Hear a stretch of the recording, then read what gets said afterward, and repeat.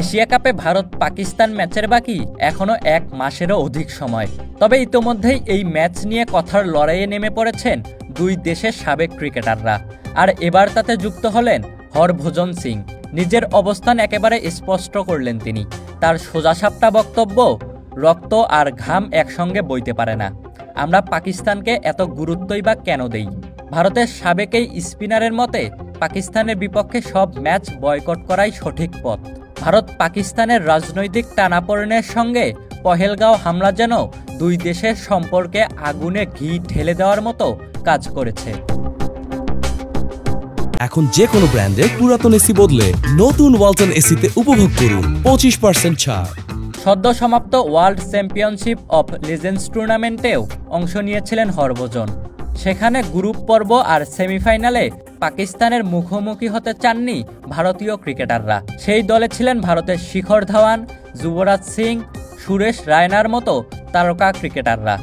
হরভজন সিং জানিয়েছেন, দেশের স্বার্থই সবার আগে।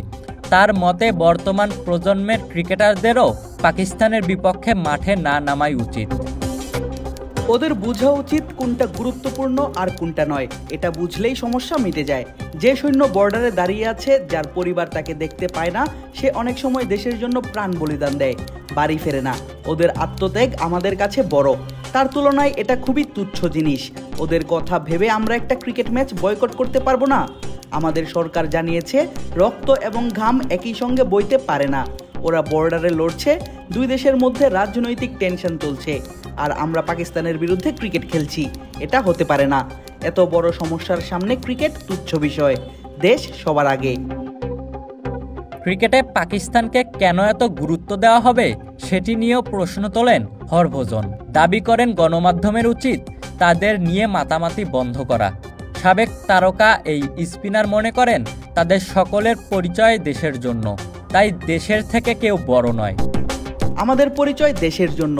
তুমি প্লেয়ার হও, অভিনেতা হও বা অন্য কিছু, কেউ দেশের থেকে বড় নয়। দেশ সবার আগে। আমাদের নিজেদের ডিউটি করে যেতে হবে। সেই তুলনায় একটা ক্রিকেট ম্যাচ বয়কট কিছুই না।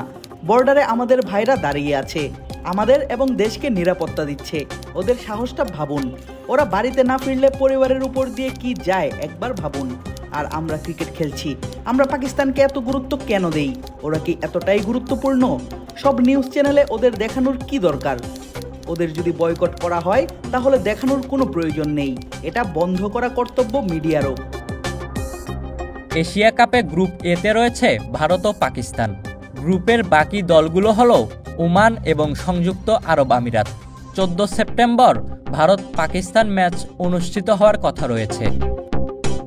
ইশতিয়াক মাহিন, ক্রিক ফ্রেঞ্জি।